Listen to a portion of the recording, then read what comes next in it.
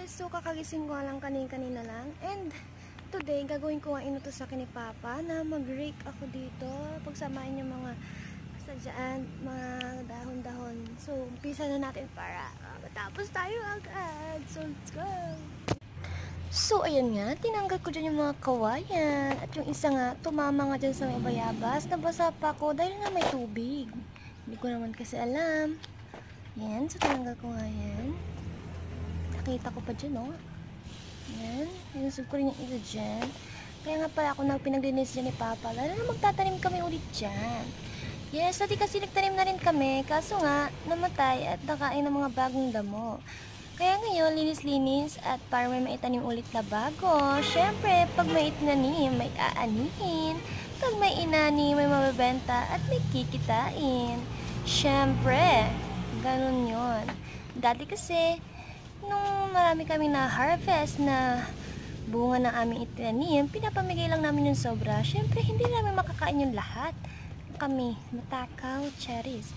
Marami nga dyan langgam at gumagapang sa akin yung kulay itim, pero hindi naman nakikigapang-gapang lang siya dyan. Yan, inusog-usog ko nga dyan para isahan lang ang lagyanan ng mga dyan.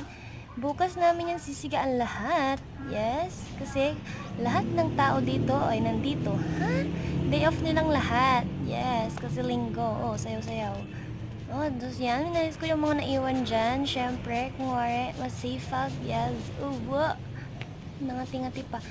Tinaas ko nga dyan yung damit ko kasi baka makita ang aking shining. Pero, napaisip ako kung meron bang makikita. Charot. Maingay nga dito dahil may gumagawa nga sa tapat ng aming bahay. Yes. Ewan ko ba kung sino mga yan. Basta may ginagawa sila. Yan, di ko pa nga matanggal kasi nakadikit siya doon sa isa. Dinalawang kamay ko na nga. Ayan. Malamig nga dito sa likuran namin kaya kailan kayo mo pwede ka matulog.